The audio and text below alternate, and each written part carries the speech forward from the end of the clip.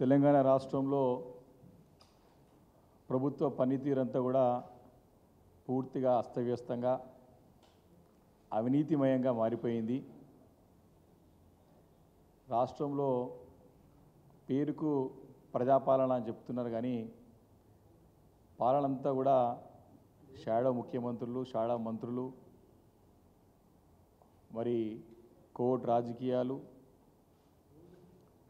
రెండు జాతీయ పార్టీల యొక్క అనుబంధంతోనే మా బీఆర్ఎస్ పార్టీని అయోమయం చేసి బీఆర్ఎస్ పార్టీని లేకుండా చేయాలని చేసే ప్రయత్నాలు చాలా స్పష్టంగా కనబడతా ఉన్నాయి. మొన్న 3 రోజుల క్రితం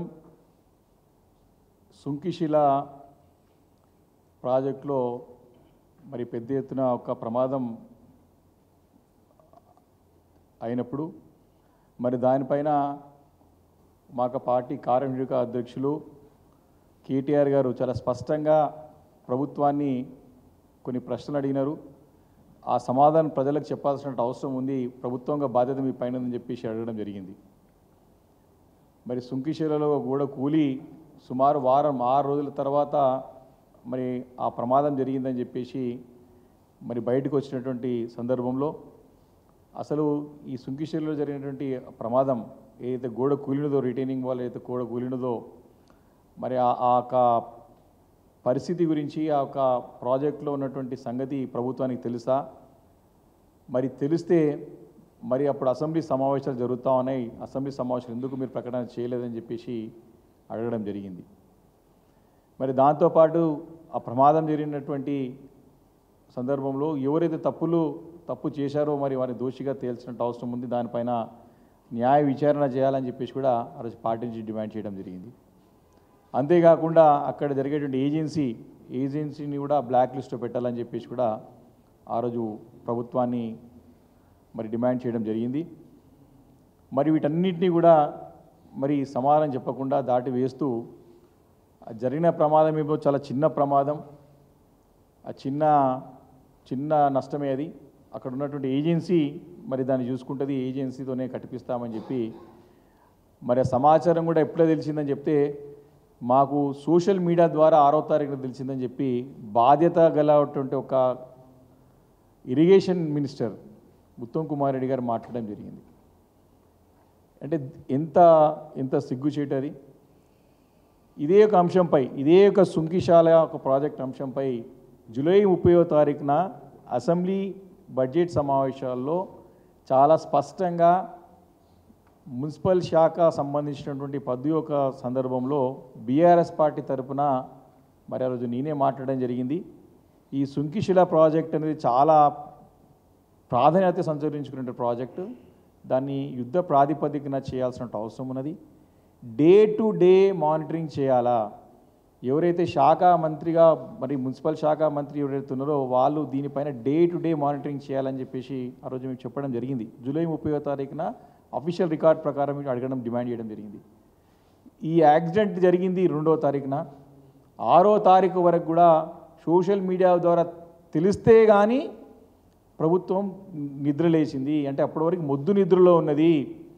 అంటే వారం రోజులు ప్రాజెక్ట్ ఏం జరుగుతుందని కూడా తెలియని పరిస్థితుల్లో ప్రభుత్వం ఉందంటే ఏ రకమైనటువంటి శ్రద్ధ మరి ప్రజలపైన కానివ్వండి, ప్రభుత్వ పనితీరుని మరి ఈ రోజుకి ఆ రోజు మరి బేరు చేయడంలో కానీ నడిపేయడంలో కానీ శ్రద్ధ ఏ రకంగా ఉందో మంత్రులకి కానీ ముఖ్యమంత్రి గారికి ఉందో స్పష్టంగా అర్థమవుతూ ఉన్నది. అంటే చాలా సోషల్ మీడియానే ఫాస్ట్ ఉంది, మా ప్రభుత్వం ఏం లేదు, ఏం తెలిసినా మాకు సోషల్ మీడియా ద్వారా తెలుస్తుంది తప్ప మాకు సొంతంగా తెలిసేది ఏమీ లేదని చెప్పి చాలా స్పష్టంగా తనకు సమాధానంలో బాధ్యతారహితంగా మరి ఎంత సిగ్గుచేటు అంటే మరి దానికి క్షమాపణ చెప్పాల్సిన అవసరం ఉండే. ఉత్తమ్ కుమార్ రెడ్డి గారు సమాధానం చెప్పారు కాబట్టి మరి ఉప ముఖ్యమంత్రి గారు దానిపైన స్పందిస్తూ ఆయనకి ఏం జరిగిందో తెలియదు, కానీ అప్పుడే 9 నెలల కింద వాళ్ళే గూడ కట్టినారు, మేము సంబంధం లేదు, మాకు కట్టలేమని చెప్పేసి చెప్పడం జరిగింది. అంటే ఏ రకంగా ఒక మంత్రి మాట్లాడేది ఇంకో మంత్రి మాట్లాడడానికి పొంతన ఉండదు.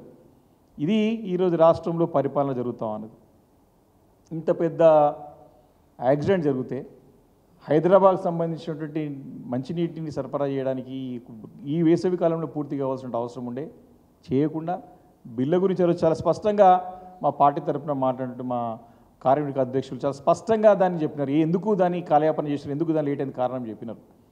ఇప్పుడు కూడా ఇంత పెద్ద ఎత్తున ప్రమాదం సంభవిస్తే దీనిపైన మరి బీజేపీలో ఉన్నటువంటి నిన్న మొన్న మాట్లాడిన నాయకుడు చూసినాం, నిన్న మొన్న మాట్లాడినటువంటి కేంద్ర మరి హోంశాఖ సహాయ మంత్రిగా ఉన్నటువంటి మరి మంత్రిగా ఉన్నటువంటి బండి సంజయ్ గారు మాట్లాడిన మాటలు చూసినాం. అంటే ఇంత పెద్ద ఎత్తున విపత్తు జరిగితే, ఇంత పెద్ద ఎత్తునటువంటి మరి నష్టం వాటిల్లితే ప్రభుత్వం యొక్క పనితీరుని మేము బయటపెట్టినాం. ప్రభుత్వం ఏ రకంగా పరిపాలిస్తుందో రాష్ట్రంలో, రాష్ట్రాన్ని గాలికి వదిలేసి ఏ రకంగా అవినీతిమై డబ్బుల కోసంకి మంత్రులు పనిచేస్తున్నారని చెప్పి మేము లేవనెత్తి ప్రజలకు ఎత్తి చూపినటువంటి సంగతిని గుర్తు చేస్తా ఉన్నాం.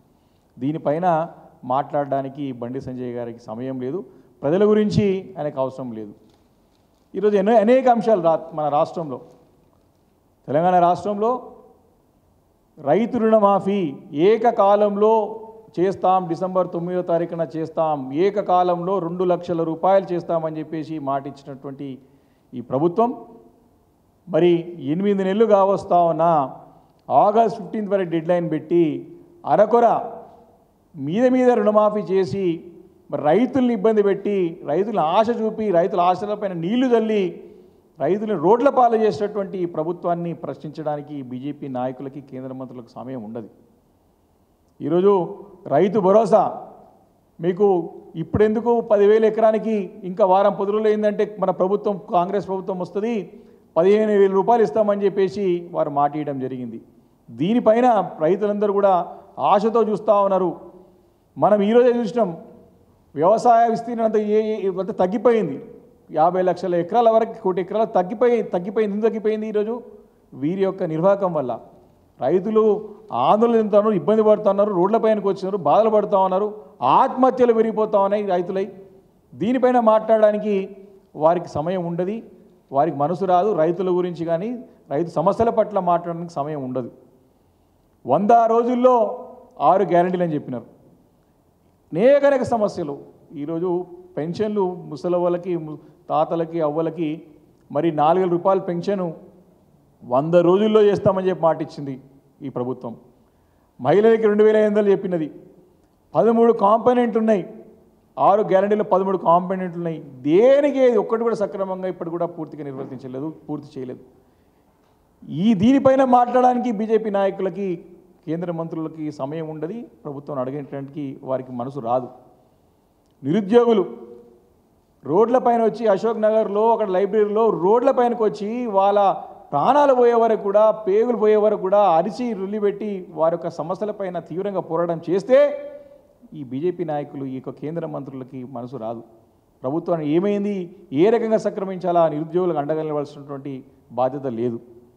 కరెంటు కోతలతో రైతులు కానీ అందరూ ఇబ్బంది పడుతూ ఉంటే దానిపైన అడగరు. ఈరోజు పెద్ద ఎత్తున లిక్కర్ కుంభకోణం జరిగి రాష్ట్రంలో అంతా కూడా చర్చ జరుగుతూ ఉంటే, అసెంబ్లీ వేదిక మాట్లాడుతూ అంటే ఈ కేంద్ర మంత్రులకి వీళ్ళకి సమయం ఉండదు మాట్లాడడానికి. ఇసుక కుంభకోణం అన్నిటికంటే ఘోరం. బిల్స్ పైన అక్రమ వసూళ్ళు. ఏ బిల్లు కావాలన్నా 7+1%, అర్థం చేసుకోండి, 7+1%, 7% ఒకటి, 1% ఒకరికి. డైరెక్ట్ ఫైనాన్స్ డిపార్ట్మెంట్లో అక్రమ వసూళ్ళకు పాల్పడుతూ ఉన్నారు. ఈరోజు హైదరాబాద్ నగర రియల్ ఎస్టేట్ అంతా కూడా కుదేలైపోతూ ఉన్నది. బిల్డర్లకి పర్మిషన్ కావాలంటే 70 రూపాయలు, 80 రూపాయలు స్క్వేర్ ఫీట్కి చెల్లిస్తే కానీ, ముఖ్యమంత్రి గారి కార్యాలయం, ముఖ్యమంత్రి గారితో మాట్లాడితే కానీ, డబ్బులు చెల్లిస్తే కానీ పర్మిషన్ బయటికి వస్తలేదు. ఇది తేటతలం. హైదరాబాద్ నగరమంతా మాట్లాడుకుంటా ఉన్నారు. ఆక్యుపెన్సీ సర్టిఫికేట్ కావాలంటే డబ్బులు కట్టాల్సిందే. బిల్డింగ్ ప్లాన్ అప్రూవల్ అయిపోయి మళ్ళీ మోడిఫికేషన్ పోవాలన్నా డబ్బులు కట్టాల్సిందే. ఈరోజు ఇంత ఘోరంగా అవినీతిమయం అయిపోయి అందరూ కూడా బాధపడుతూ ఉన్నారు. ఇది కనపడతలేదు ఈ బీజేపీ నాయకులకి. హాస్టల్లో విద్యార్థులు చనిపోతూ ఉన్నారు. వారి కరీంనగర్ జిల్లాలోనే మరి కేంద్ర మంత్రికి ఉన్నారు వారు, బండి సంజయ్ గారు. ఒక్కసారైనా సమయం దొరికిందా పోయి ఎందుకు చనిపోయారు, ఏమైందని అడిగేటువంటి పోయి వాకప్ చేసేటువంటి సమయం ఉందా వీరికి? లేదు. హాస్పిటల్లో రోగులు ఇబ్బందులు పడుతూ ఉన్నారు, మందులు లేక, సరైన వైద్యం అందక. అదేవిధంగా ఈరోజు డెంగ్యూ వ్యాధులు పెరిగిపోతూ ఉన్నాయి, దానిపైన కూడా వీళ్ళు మాట్లాడు. ఈరోజు లా అండ్ ఆర్డర్ ఒక్కసారి చూసినట్టయితే ఎన్ని హత్యలు పెరుగుతూ ఉన్నాయి ఈరోజు రాష్ట్రంలో. రోజు దీనిపైన అసెంబ్లీ వేదిక కూడా చాలా మేము సూటిగా ప్రశ్నించిన ప్రభుత్వాన్ని, ఎందుకు లా అండ్ ఆర్డర్ తప్పింది, ఎందుకు అస్తవ్యస్తంగా అయింది, ఎందుకు అతలకుతలం అవుతా ఉంది ఈ యొక్క లా అండ్ ఆర్డర్ అంతా కూడా అని చెప్పి ప్రశ్నించడం. దీనిపైన మాట్లాడడానికి బీజేపీ నాయకులకి, కేంద్ర మంత్రులకు సమయం ఉండదు. వారు కేంద్రంలో హోంశాఖ సహాయ మంత్రిగా ఉన్నారు. రాష్ట్రంలో లా అండ్ ఆర్డర్ ఎట్లుందో అని దానిపైన అధ్యయనం, దానిపైన ఎప్పుడైనా మాట్లాడాడా, ఎప్పుడైనా తెలుసా? దానిపైన సమయం ఉండదు వారికి. కుక్కలు పీక్క తిని ప్రాణాలు తీస్తా ఉన్నాయి ఈ రాష్ట్రం అంతా కూడా. దీనిపైన మాట్లాడినారా ఎప్పుడన్నా? ఈరోజు బాధాకరమైన విషయం ఏంటంటే, మేము అధికారంలో ఉన్నప్పుడు మరి పెద్ద ఎత్తున పెట్టుబడులు తీసుకొచ్చి, పెద్ద ఎత్తున సంస్థలను తీసుకొచ్చి, వేల లక్షల కోట్ల రూపాయలు తీసుకొచ్చి లక్షల మందికి ఉద్యోగాలు, దగ్గర 25 లక్షల మందికి ఉద్యోగ ఉపాధి అవకాశాలు కల్పించిన ఘనత బీఆర్ఎస్ ప్రభుత్వాన్ని. ఆన్ రికార్డ్ తీసుకున్నట్టయితే మొన్న ఓన్లీ ఐటీ సెక్టార్లనే, కేవలం ఐటీ సెక్టార్లనే మొన్న బడ్జెట్లో ఇచ్చినటువంటి, ఇప్పుడు ఉన్నటువంటి కాంగ్రెస్ ప్రభుత్వం ఇచ్చినటువంటి లెక్కల ప్రకారమే బీఆర్ఎస్ హయాంలో 2014 నుంచి 21-22 వరకు 6 లక్షల ఉద్యోగాలు కేవలం ఐటీ సెక్టార్లో వచ్చిన సంగతిని గుర్తు చేస్తూ ఉన్నాం. 6 లక్షల ఉద్యోగాలు కేవలం ఒక 10 ఇయర్స్ 9 ఇయర్స్ దాంట్లో ఆ 9 ఇయర్స్ పీరియడ్లోనే 6 లక్షల ఉద్యోగాలు వచ్చినాయి. వీరి ప్రభుత్వం వీరు రాగానే తగ్గిపోయింది. ఒకటే సంవత్సరం 1,20,000 ఉద్యోగాలు మేము ఉన్నప్పుడు వస్తే వీళ్ళు వచ్చిన తర్వాత 40,000గా పడిపోయింది. వీరి ఘనకార్యం ఇదంతా. కాబట్టి ఈరోజు కాంగ్రెస్ హయాంలో అన్నీ కూడా దిగజారిపోతా ఉన్నాయి, రోజు పడిపోతూ ఉన్నాయి. మరి నిన్ననే స్టేట్మెంట్ చూసినాం అమర రాజా వాళ్ళు, నేను సోషల్ మీడియాలో చూసిన స్టేట్మెంట్, పేపర్లో కూడా చూసిన, మేము ఇక్కడ నుంచి మాకు తగిన ప్రోత్సాహాలు అందకపోతే ఇక్కడ నుంచి తరలిపోతాం, ఇక్కడ నుంచి వెళ్ళిపోతామని చెప్పి ఓపెన్ స్టేట్మెంట్ ఇచ్చినారు. మీరు అమెరికా పోయి కొత్త పెట్టుబడులు ఏమో కానీ ఉన్న పెట్టుబడులు పోకుండా చూసుకోవాల్సిన బాధ్యత ప్రభుత్వం పైన ఉన్నది. దీన్ని ప్రశ్నించడానికి బీజేపీ నాయకులకు సమయం ఉండదు, మాటలకి రాదు. ప్రజల శ్రేష్ఠ అవసరం మీద వరకు హైదరాబాద్ నగరం అభివృద్ధి చెందొద్దు, తెలంగాణ రాష్ట్రం ముందుకు పోవద్దు, వీళ్ళు ఇట్లే ఉండాలనే ఆలోచన అంటే భావదారిద్ర్యంతో ఉన్నటువంటి నాయకులు ఈ బీజేపీ నాయకులు రాష్ట్రంలో. ఈరోజు 10 నెలల కాంగ్రెస్ పాలనలో మరి ఎన్నో ఇలాంటి అనేక సమస్యలు, ప్రజా సమస్యల పట్ల అనేక రకమైన పోరాటాలు ప్రతి దగ్గర జరుగుతూ ఉన్నాయి. ఎందుకు ఈ కేంద్ర మంత్రి అవుతున్నారు బండి సంజయ్ గారికి దీనిపైన ప్రశ్నించడానికి సమయం దొరుకుతలేదా? అంత బిజీ ఉన్నారా ఢిల్లీలో వాళ్ళు? నిన్న మహబూబ్ నగర్లో కొడంగల్ నుంచి వచ్చి మా భూములు లాక్కుంటా ఉన్నారు, మమ్మల్ని ఇబ్బంది పెడతా ఉన్నారు, హైదరాబాద్ నగరానికి వచ్చి మాత్రం మొరబెట్టుకుంటా ఉన్నారు. ఈరోజు ఎక్కడ పోయినారు వీళ్ళు? మా ప్రభుత్వ హయాంలో ఏ చిన్న సమస్య వచ్చినా సరే ఎగిరెగిరి పడి మీద పడి కొట్లాడినటువంటి నాయకులు ఈరోజు ఎందుకు మాట్లాడతలేరు, ఎందుకు మూగపోయినారని ప్రశ్నిస్తూ ఉన్నాం. ఈరోజు ఎంత బాధాకరమైన విషయం అంటే, ఈరోజు ఇక్కడ ఉన్నటువంటి ఇప్పుడు సహాయ మంత్రి గారు, కేంద్ర హోంశాఖ సహాయ మంత్రి గారు ముఖ్యమంత్రి గారికి సహాయ మంత్రిగా మారిపోయినారు. ఆయన కేంద్ర హోంశాఖ సహాయ మంత్రి కాదు, ముఖ్యమంత్రి రేవంత్ రెడ్డి గారికి సహాయ మంత్రిగా మారిపోయినాడు. కోవర్ట్గా పనిచేస్తున్నట్టు స్పష్టంగా అర్థమవుతోంది రేవంత్ రెడ్డి గారికి. ఎంత ఘోరమైనటువంటి పరిస్థితి అంటే, రేవంత్ రెడ్డి గారు ముఖ్యమంత్రి హోదాలో అమెరికాలో పోయిన తర్వాత వారి తమ్ముడితో ఉన్నటువంటి కంపెనీతోని డైరెక్ట్గా అగ్రిమెంట్ చేసుకుంటా ఉంటే, ఒక హోదాలో ఉన్నటువంటి బండి సంజయ్ గారు, అది కూడా కేంద్ర హోంశాఖ సహాయ మంత్రిగా ఉన్నటువంటి వీరు దాన్ని సమర్థిస్తారు. అసలు రాజ్యాంగం గురించి వీరికి ఏమైనా ఐడియా ఉందా? It clearly comes under office of profit. చాలా స్పష్టంగా ఆఫీస్ ఆఫ్ ప్రాఫిట్ కిందకు వస్తుంది. దీనిపైన కేంద్ర సహాయ మంత్రిగా ఉన్నటువంటి బండి సంజయ్ గారు మాట్లాడిన మాటలని డైరెక్ట్గా మేము ప్రధానమంత్రి గారికి, కేంద్ర హోంశాఖ మంత్రికి లెటర్ రాయబోతా ఉన్నాం, లెటర్ రాస్తాం. దీన్ని సమర్థిస్తారా కేంద్ర ప్రభుత్వం? దీన్ని ప్రోత్సహిస్తుందా? ఆఫీస్ ఆఫ్ ప్రాఫిట్ని సమర్థిస్తారా మీ కేంద్ర మంత్రి హోదాలో ఉన్నటువంటి వీరు మాట్లాడుతూ ఉన్నారు? దీన్ని ప్రభుత్వం ఒప్పుకుంటుందని చెప్పి ప్రశ్నిస్తా ఉన్నాం. తప్పకుండా దీనిపైన సమాధానం కావాలి బీఆర్ఎస్ పార్టీకి, తెలంగాణ ప్రజలకి. చాలా స్పష్టంగా ఆఫీస్ ఆఫ్ ప్రాఫిట్ కిందకు వస్తుంది. మనం తీసుకునేటప్పుడు చెప్తాం రాగద్వేషాలకు మనం విరుద్ధంగా పనిచేయమని చెప్పేసి. ఈరోజు చాలా స్పష్టంగా it clearly comes under office of profit. ఎన్నో ఇటువంటివైనా అట్లా అగ్రిమెంట్ అయిన సందర్భం అనేక సందర్భాలు కేసులు అయినాయి. దీన్ని సమర్థిస్తారు, అది కూడా ఒక హోదాలో ఉన్నటువంటి వ్యక్తి. దీనిపైన తప్పకుండా స్పష్టంగా మేము సమాధానం రాబట్టడానికి మేము సిద్ధంగా ఉన్నాం. దీనిపైన క్లారిటీ కావాలి. వారు హోదాలు ఉండి ప్రభుత్వం నుంచి మాట్లాడింది కాబట్టి కేంద్ర ప్రభుత్వం దీన్ని సమర్థిస్తుందా, కేంద్ర ప్రభుత్వం దీన్ని ప్రోత్సహిస్తుందా, ఏమైనా రాజ్యాంగంలో మార్పులు చేయబోతుందా, చేసుకోవచ్చా, వ్యాపారాలు చేసుకోవచ్చా? ఇంత సిల్లీ, ఇంత చిన్న, ఇంత చాలా క్లారిటీ ఉన్న అంశం ఇది. తప్పుని సమర్థించడం, అందుకే వీరు సహాయం ముఖ్యమంత్రి గారికి కాంగ్రెస్ పార్టీ నాయకులంటే మాట్లాడారంటే తెలుగు మాట్లాడడం అనుకుని, ఈయన కేంద్ర మంత్రి హోదాల నుండి మాట్లాడడం అనేది మాత్రం ఈరోజు రాజ్యాంగ విరుద్ధం. వారి పదవికి వారు మోసం చేస్తున్నట్టు, వారి పదవికి వారు దిగజారినట్టు. కాబట్టి దీన్ని చాలా తీవ్రంగా మేము పరిగణిస్తున్న సంగతిని సందర్భంగా మనం చేస్తూ ఉన్నాం. ఈరోజు అంతా కూడా ఇక్కడ కాదు, అక్కడ కాదు, డైరెక్ట్ మరి యొక్క కాంగ్రెస్ బీజేపీ పార్టీ యొక్క అనుబంధం అసెంబ్లీ వేదికగానే బయటపడ్డది. చాలా చాలా క్లియర్గా బయటపడ్డది. వారి యొక్క మైత్రి బంధం ఇప్పుడు కాదు, అసెంబ్లీ ఎన్నికల్లో చూసినాం, పార్లమెంట్ ఎన్నికల్లో చూసినాం. అన్ని రోజు కూడా వారి మైత్రి బంధం బలోపేతం చేసుకుంటూ పోతూ ఉన్నారు. మొన్న జరిగిన అసెంబ్లీ సమావేశంలో సాక్షాత్ ముఖ్యమంత్రి గారే బీజేపీ ఎమ్మెల్యేలందరూ కూడా పొగుడుతూ వారందరి దగ్గర తీసుకుంటూ వీళ్ళంతా బాగా ఉన్నారు, వీళ్ళంతా మంచిగా ఉన్నారని చెప్పి అసెంబ్లీ వేదికగా వారి నాయకుడికి తీసుకుంటే వారి ప్రతి సభ్యుడి వరకు కూడా పేరు తీసుకొని, ఎందుకంటే వారు కూడా గతంలో బీజేపీ నుంచి వచ్చిన వారే కదా, గతంలో వారు ఏబీవీపీగా పనిచేసి బీజేపీలో వచ్చారు కాబట్టి స్పష్టంగా వారి యొక్క బంధం ఇక్కడ చాలా క్లారిటీగా కనపడతా ఉంది. అందుకే వారు వేదికలో వారు క్లియర్గా పోయి మన బడే బాయ్ అని చెప్పిన మాటలు ఈరోజు బడే బాయ్ చోటే బాయ్ ఒక్కటే అని చెప్పి చాలా స్పష్టంగా కనపడతా ఉంది. ఢిల్లీలో కుస్తీ, గల్లీలో దోస్తీ, ఇది వారి యొక్క నిజమైన నైజం. చాలా అంటే చాలా, అసలు చాలా చాలా క్లియర్గా తెలుస్తూ ఉంది. ఢిల్లీలో కుస్తీ పడుతున్నారు, గల్లీలో వచ్చి దోస్తీ చేస్తున్నారు, దోస్తీ చేసుకుంటా ఇలాంటి మస్తీ మాటలు మాట్లాడుతూ ఉన్నారు. దీని ప్రజలందరూ, తెలంగాణ ప్రజలందరూ కూడా గమనిస్తూ ఉన్నారు. ఇద్దరు కూడా రెండు జాతీయ పార్టీలకి 8 ఎంపీ సీట్లు వస్తే రాష్ట్రానికి ఏం చేశారు? 10 నెలలు మొన్న జరిగిన బడ్జెట్లో అంత తీవ్రమైన అన్యాయం జరిగితే కూడా దాన్ని అడిగే నాదుడు లేడు కాంగ్రెస్ పార్టీ నుంచి, బీజేపీ పార్టీ నుంచి. తెలంగాణ గురించి అడిగాల్సినటువంటి బాధ్యత ఈ ఎంపీల పైన లేదా? ఈరోజు చెప్పాల్సిన అవసరం ఉన్నది. వారు నిజంగా కూడా కేంద్ర హోంశాఖ మరి మంత్రిగా ఉన్నారు. వాళ్ళు మంత్రిగా ఉన్నప్పుడు రాష్ట్రానికి ఏం చేస్తామని చెప్పాల్సిన అవసరం ఉన్నది కదా. చెప్పకపోగా వారిని ఈ రకంగా ముఖ్యమంత్రి గారిని వారు రోజు వారిని వెనకేసుకుంటూ వారు చేసిన పనులన్నీ సమర్థించుకుంటూ కాంగ్రెస్ పార్టీ కంటే ఎక్కువగా ఈ సహాయ మంత్రి, ముఖ్యమంత్రి రేవంత్ రెడ్డి సహాయ మంత్రి ఉన్నటువంటి బండి సంజయ్ మాట్లాడుతూ ఉన్నాడు. ఈరోజు చూసినట్టయితే వారు ఇంకేంది, అంత పెద్ద హోదాలుండి హోమ్ డిపార్ట్మెంట్ సంబంధించినటువంటి మరి సహాయ మంత్రికి ఉన్న బండి సంజయ్ గారు కేటీఆర్ గారిని అరెస్ట్ చేయాలండి. ఎందుకు అరెస్ట్ చేయాలా?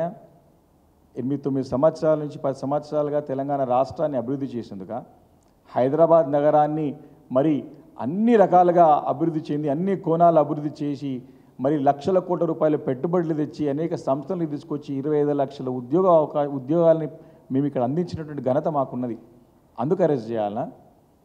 అక్కస్సు కక్కుతూ ఉన్నారు. బురదలే ప్రయత్నం, చిల్లర రాజకీయం. ఇంత చిల్లర రాజకీయం హోదాలో అంటే ఈ తగదు. ఇంకా ఆయన పెద్ద పెద్ద మాటలు మాట్లాడుతాయి, శుద్ధపూస మాటలు మాట్లాడుతున్నారు, పతివ్రత మాటలు మాట్లాడుతూ ఉన్నాడు. ఇట్లాంటి మాటలు మాట్లాడుతుంటే ఆయన దయాలు విధాలు ఉంటుంది ఆయన మాట్లాడితే. ఆయన ఏమి అంటే అరెస్ట్ చేస్తే మంచిదంటే అరెస్ట్ చేయకపోతే పోరాటం చేస్తారంటే వారు హోమ్ డిపార్ట్మెంట్ హోమ్ సంబంధించినటువంటి సహాయ మంత్రిగా ఉండి ముఖ్యమంత్రి గారిని ఆదేశిస్తున్నారా, లేకపోతే అభ్యర్థిస్తున్నారా, లేకపోతే ఆశిస్తున్నారా? దీన్ని స్పష్టత ఇవ్వాల్సిన అవసరం ఉన్నది. తప్పకుండా వీటన్నిటిపైన మేము కేంద్రానికి ఉత్తరం రాస్తాం, డెఫినెట్గా అడుగుతాం, వివరణ అడుగుతాం. ఒక బాధ్యతగత హోదాలో ఉండి రాజ్యాంగం తుంకలు దుక్కుంటా వారి పరిమితిని దాటి మాట్లాడుతూ ఉన్నారు.